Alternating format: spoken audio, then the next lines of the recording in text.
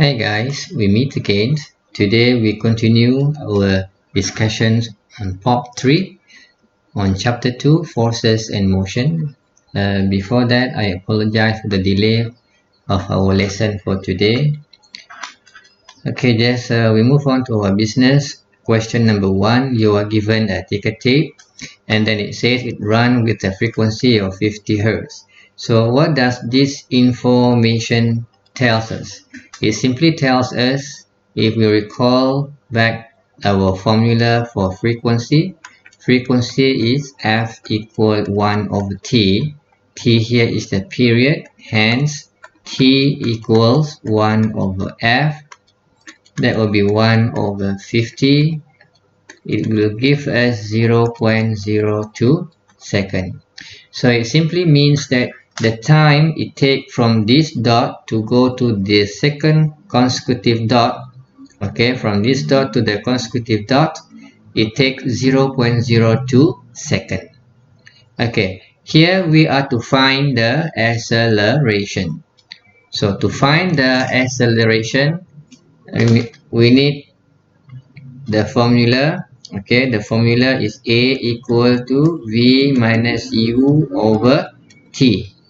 Okay, final velocity minus initial velocity, and then we divide by the time taken.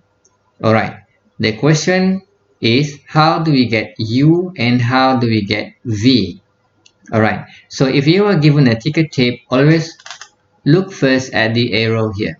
All right, the head of the arrow always refer to the initial velocity, and the tails refer to our final velocity. So these two dots in front here will give us the information for initial velocity, and the last two dots will give us our final velocity. Alright, so initial velocity equal to displacement over time.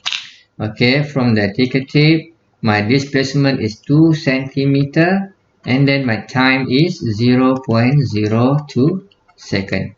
So this will give you 100 centimeter per second. And then our final velocity, okay, the displacement is 8 centimeter. The time it takes from the first dot to the second dot is 0.02 second.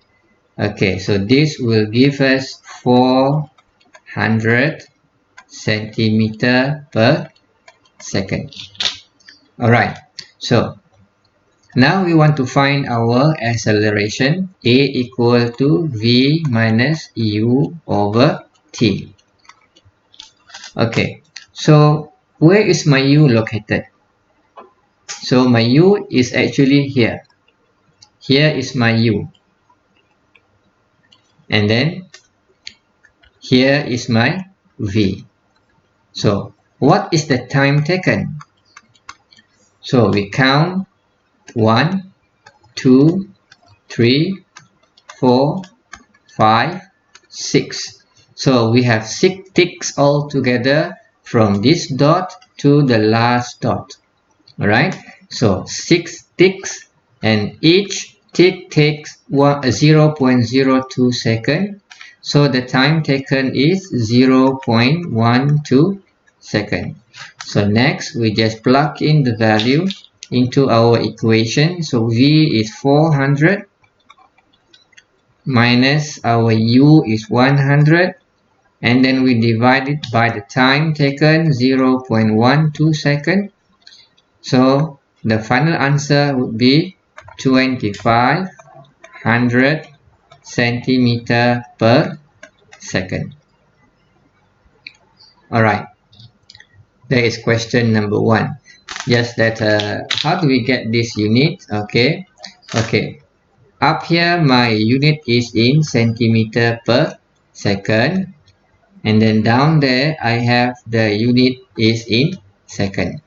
So centimeter per second divided by second, you will get centimeter per second square. Okay, so that is our acceleration. Okay, next. question number 2. So now we are given a chart of ticker tape. Okay, so it says here that the ticker tape consists of 10 ticks. Each strip it has 10 ticks, meaning to say the first strip it has 10 ticks, second strip it also has 10 ticks, the third one also has 10 ticks. All of these strips, okay, they all have 10 ticks. So if I have 10 ticks, so what is the time? The time for one strip, okay, this is one strip, that will be 10 times 0.02 second. Okay, why here is 0.02 second? Because the frequency given is 50 Hz. So the time for one strip, that will be 0.2 second. Okay, so this strip, okay, it takes 0.2 second. This strip also 0.2 second. This strip also 0.2 second. Okay, so the question asks us to find the acceleration. Again, acceleration A equal to V minus U over time. Okay, so from this graph or this chart, the first strip here will give us the value of U, and the last strip will give us the value for V. Okay, so my initial velocity, okay, the length of this strip from here to here is 2 centimeter. Okay, that will be 2 centimeter, and the time, that will be 0.2 second. Okay, we have discussed just now how we get the time taken for each strip. All right, so if you do the calculation, you will get 10 centimeter per second. Now, let's find our final velocity.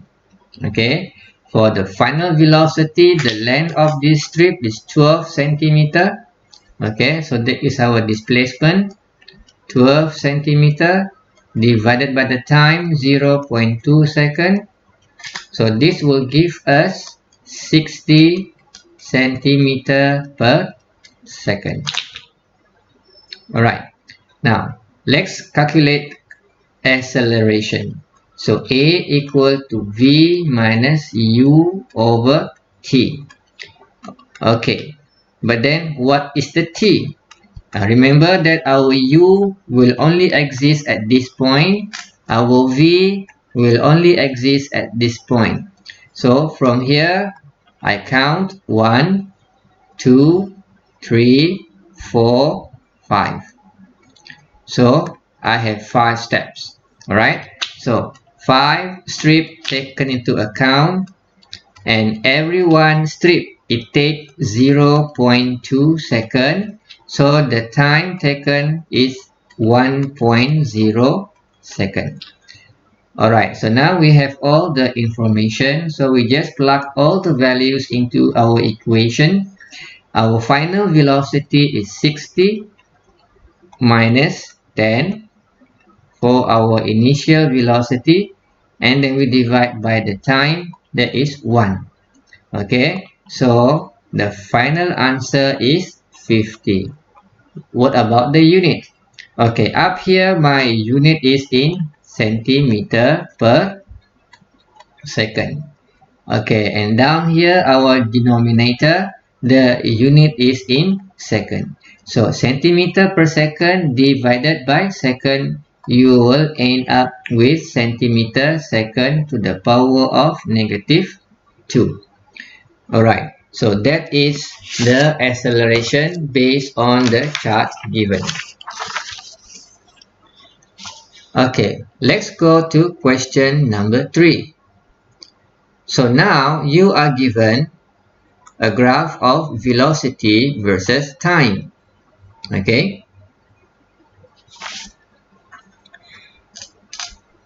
so my y-axis, I have velocity, the unit is in meter per second, and my x-axis, I have time, the unit is in second.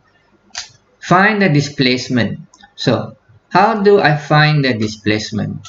Remember that if you were given the graph, always think of first the gradient, right? Secondly, the area under the graph. What does these two represent?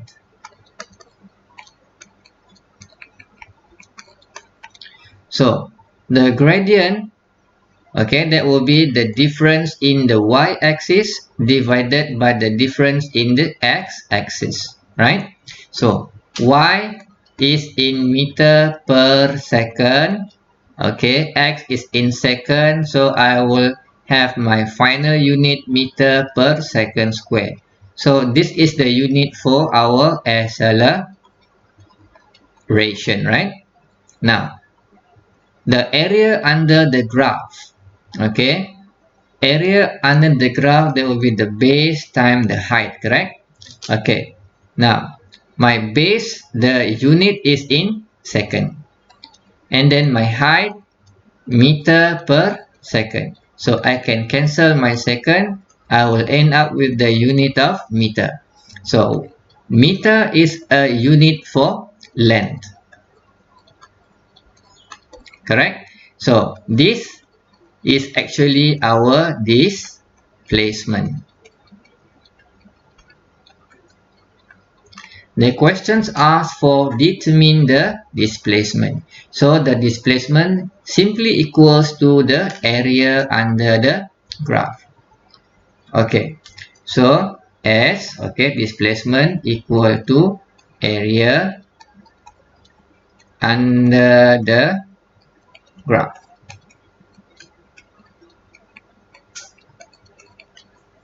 Alright, so I will divide this into three parts so that it's easier for me. Okay, I have here A1, here A2, and here I put this A3. Yeah? So the area under the graph is A1 plus A2 plus A3. Okay, area for A1 is actually a triangle. Then be 1 over 2 multiplied by, here is 4, correct? The height is 6.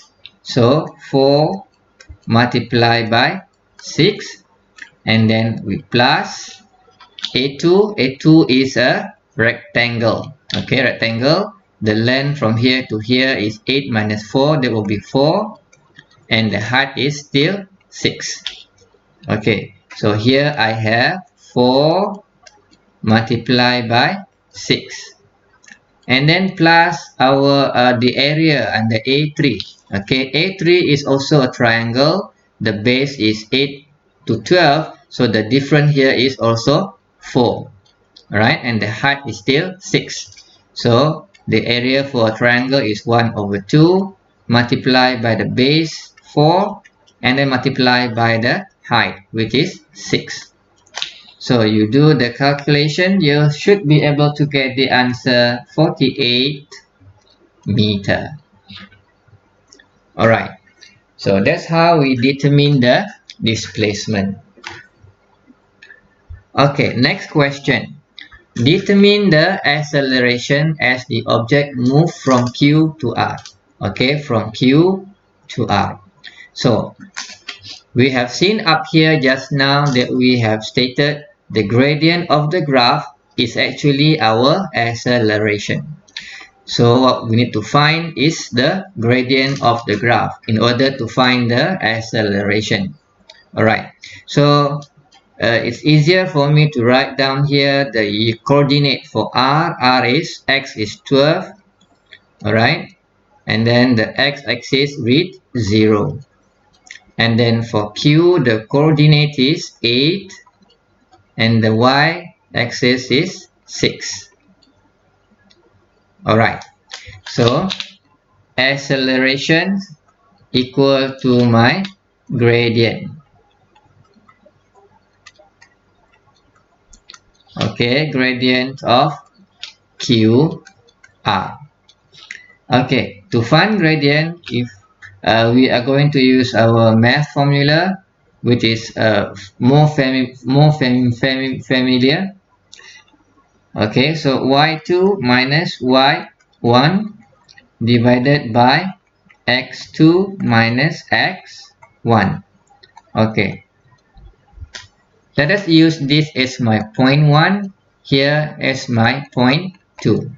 Okay, so y2, that would be 0. y1 is 6 divided by x2 is 12, and then x1 is 8. And what about the unit? Okay, in the y-axis my unit is in meter per second, and then my x-axis is in second. Okay, finally just complete the calculation. You will be able to get negative 1.5 meter, okay, meter per second square. Okay, now what does this negative sign represent? What does this negative sign tells you? It simply tells us that it is a deceleration. Okay, meaning to say the object is slowing down. The velocity decreases. Alright. Now, question 3C. At which section does the object move in opposite direction?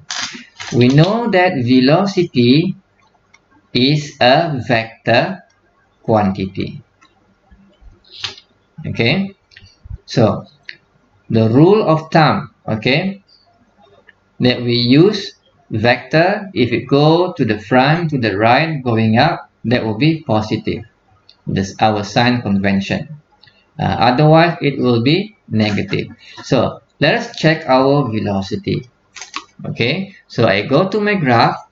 From point 0, my velocity is always positive to p, and then until q it just constant at 6 meter per second, but still our velocity is positive. And going down here, all the value of my velocity is positive. So do I have any negative velocity?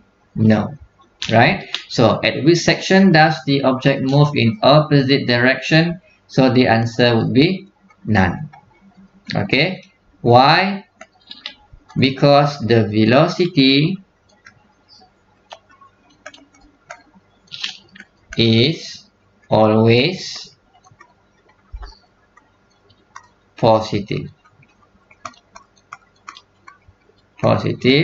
Okay, meaning that the object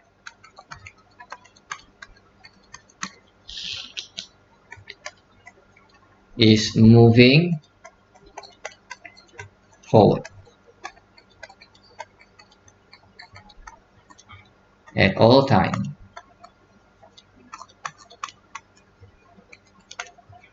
Okay, got it? Right, we go to question number 4. Okay, forces acting on an object are balanced. What does this statement imply?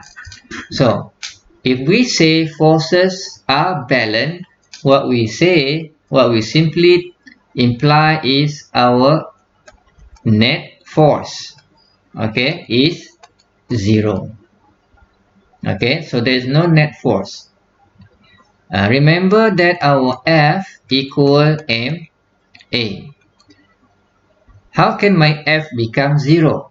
My F will only be 0 if and only if our A here is 0, because mass cannot be 0. Alright, now we go to the next question. When will my acceleration become 0? There are two cases. One, object is at rest. Okay, 2, okay, put here or, okay, or the object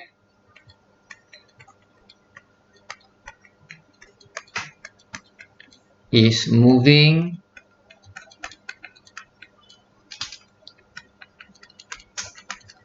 with a constant velocity.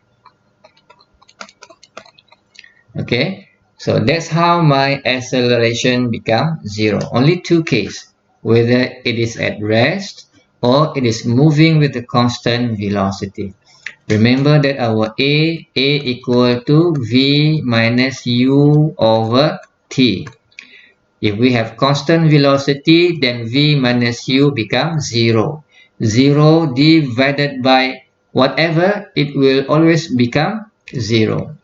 Alright, so I'm looking at 3 points here. First point is F net equal to 0. Second point is object is at rest or the object is moving with a constant velocity. The third point I'm looking for from your answer would be acceleration is 0. Okay, so 3 points. Now, question number 5. What happens if the forces acting on an object are not balanced? So, if the forces are not balanced, then the net force definitely will not be 0. Alright, so if the net force is not 0, then the object must experience acceleration. Okay, so the object is accelerating. Okay, meaning to say that our acceleration is no longer 0. Alright.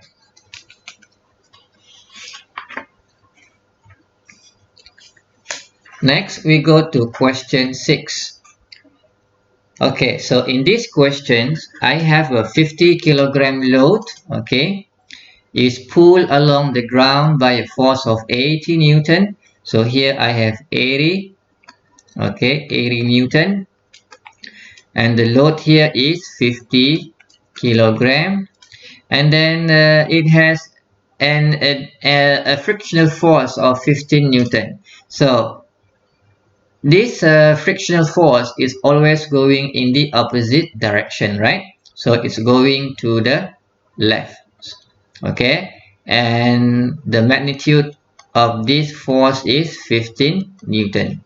And we are to find the acceleration of the load. Alright, so F net, okay, F equals to, okay, I have F going there, that is our 80 Newton, minus going to the left, so I put here minus 15 Newton. Okay, so my F equals to 65 Newton. So this is our resultant force or the net force. But F equals MA. Alright, the moving object, it has a mass of 50 kilogram. So M is 50 multiplied by A equals 65. Therefore, acceleration equals 65 divided by 50. So you will end up with 1.3 meter per second square. Alright. Now let's go to question number 7. Okay, here I have a truck weighing 12,000 kilograms comes to a complete stop in a distance of 200 meters when the brakes are applied. The average braking force exerted is 7.5 times 10 to the power 5 Newton. How fast is the truck traveling right before the brakes are applied? So read the question carefully. This question asks us to find what is the value of initial velocity.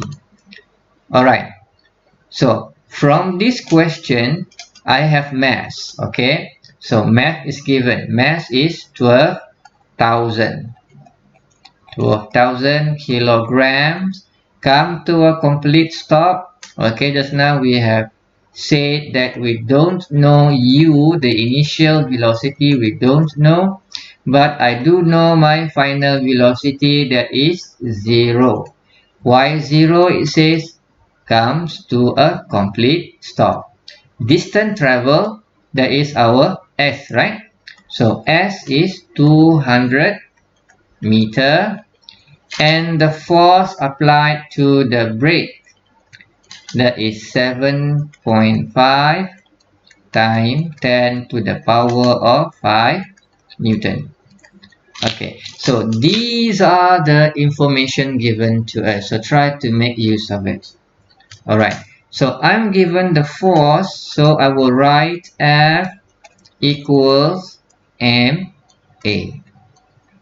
Okay, so force is 7.5 times 10 to the power of 5 Newton. And then I am going to put a negative sign here. Why? Because this is a braking force. Okay, a braking force always go in opposite direction, okay, of the force given to an object. Okay, if I have a truck, suppose here is my truck, it's moving to the right. Okay, so I have a force going to the right here. Okay, and then I apply my brake, so my brake is going to the opposite direction. That is actually the frictional force. Okay, that's why here I put it's a negative sign. Okay, what is my M? The mass is 12,000 kilogram multiplied by A. So now I can calculate for A. Okay, the acceleration. So the acceleration, if you do the calculation, you should be able to get negative 62.5 meter per second square. Alright, so that is my acceleration. So we have another information to answer this question, that is the value of my acceleration. Okay, how are we going to find our initial velocity? So I have my u, my v, my s, and then my a. Okay, so linear motion equation, right? So v square equals to u square plus 2as. Okay, v is 0, right? So 0 square, well, 0 square is always 0, equal to u square plus 2 multiplied by a is negative 62.5 multiplied by our displacement, that is 200. Okay, so remember guys, my acceleration here is negative. Okay, negative acceleration, it simply means that the velocity is decreasing, so the truck is experiencing deceleration. Okay, so from this equation, so you solve for u. Okay, so u square equals 25,000, and then we take the square root of 25,000. You will end up with 158.1 meter per second. Oops, sorry. That is a initial velocity. Okay, so this is -1 here. Alright, so that is our initial velocity. Okay, from the answer that I have received from you, I see this. You write u square equals to negative 25,000, and then u equals to the square root of negative 25,000, and then in the great sudden it becomes 158.1 meter per second square. Sorry to say, this is mathematically wrong, right? If you have a negative number here and then you take the square root, you will end up with a complex number. Okay, question number 8 and number 9, they are interrelated. What is impulsive force? So impulsive force, if I write the formula, that is F, correct? F equals to mv minus mu divided by time. Okay, what is mass multiplied by the velocity? Okay, so that is our momentum. Here is our final momentum. Here is our initial momentum. So divide by the time. So that would be rate of. Okay. The difference. So rate of change. Okay. Of momentum. Okay. So that is our impulsive force. Now, what about impulse? Okay. Impulse is Ft equals mv minus mu. So we simply bring our t to the other side. All right. So what is impulse? Impulse simply the change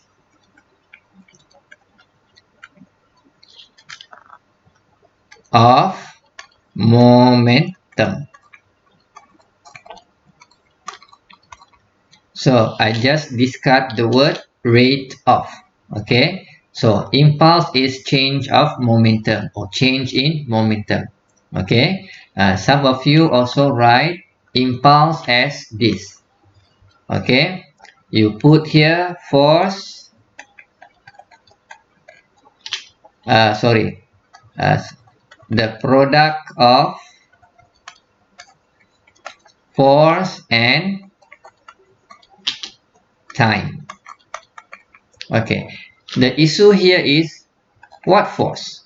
Okay. So I must write here impulsive force. Okay. So don't simply write force, but this thing must be written as impulsive force. So what is impulse? A better answer would be the change of momentum, or the change in momentum will give us the impulse. Alright, next we go to question 10. Very simple questions. You are given two eggs, A and also B. Okay, and then A falls onto the ground, onto the cement here, so it breaks. B, it falls onto towels. So here I know it falls onto a hard surface, so the time of collision would be very small, but here it falls onto the towel, so the time of collision is greater. Alright, so in this question we are asked to explain why is it egg A breaks and but egg B doesn't break. Alright, so let's answer the questions. We see just right here egg A break. Why? Okay. Maybe I change my answer a bit. Okay. Egg A falls onto a hard surface.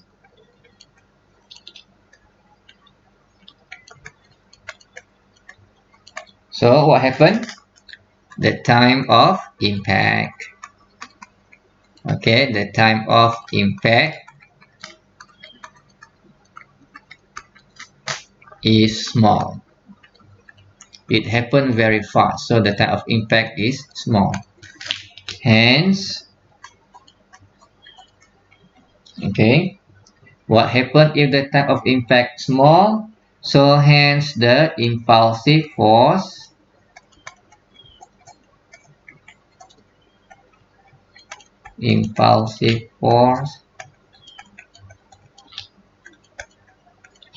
is greater. Okay, so therefore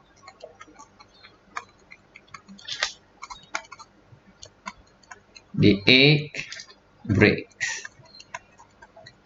Okay, it's due to the small time of impact, producing high impulsive force.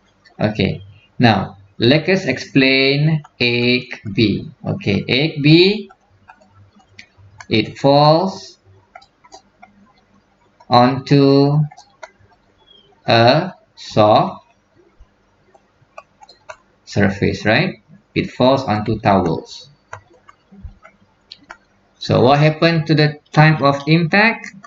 So the time of impact is high.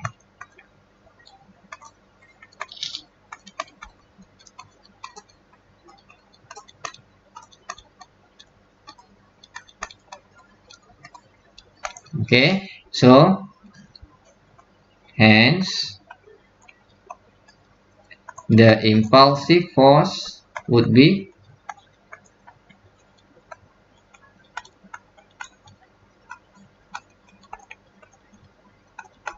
small. Okay, therefore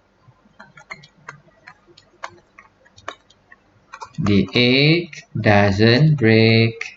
Simple.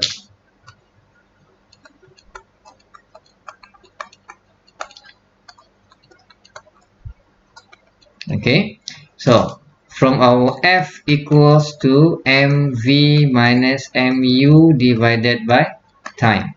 If my t increases, so my F will decrease.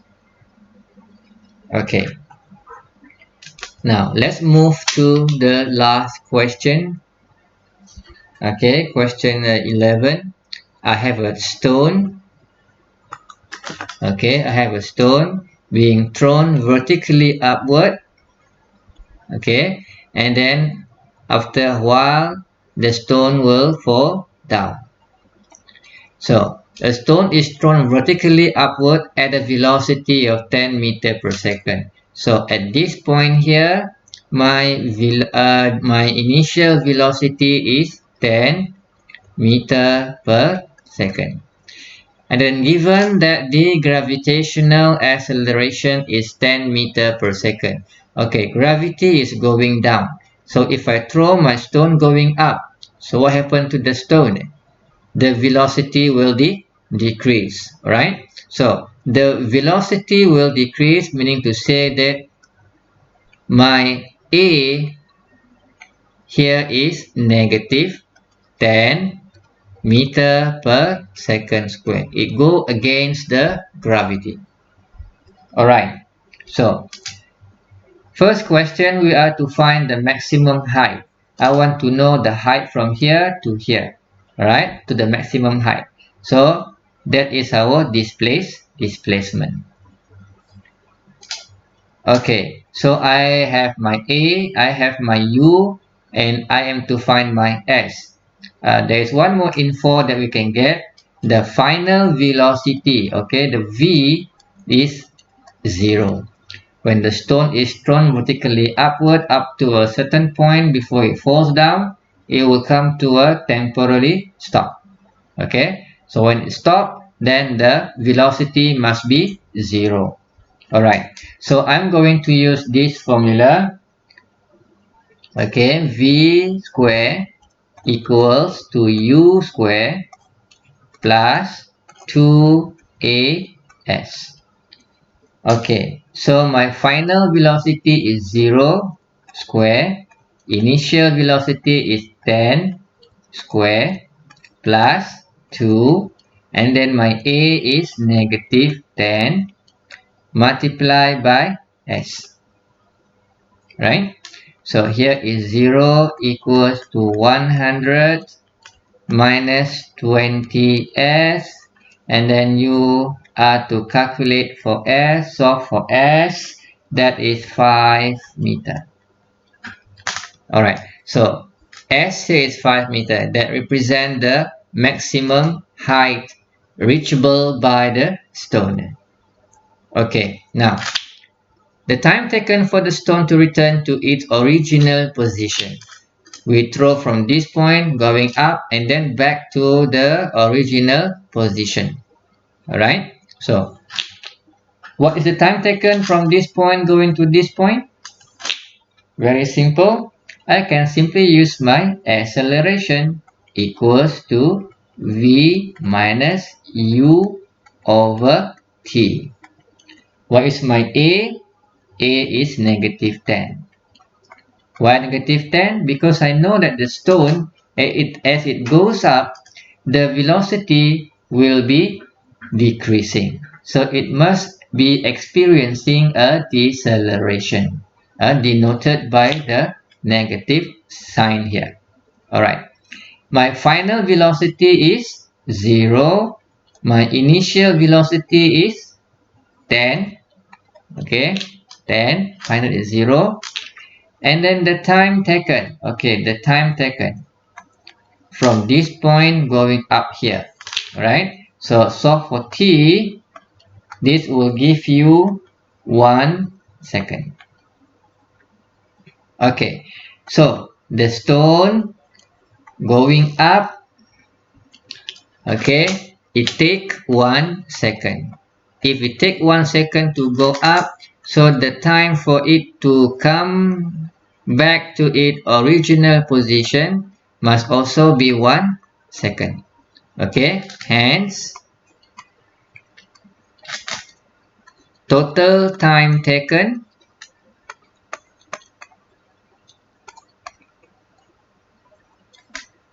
that will be 1 plus 1, 2 seconds.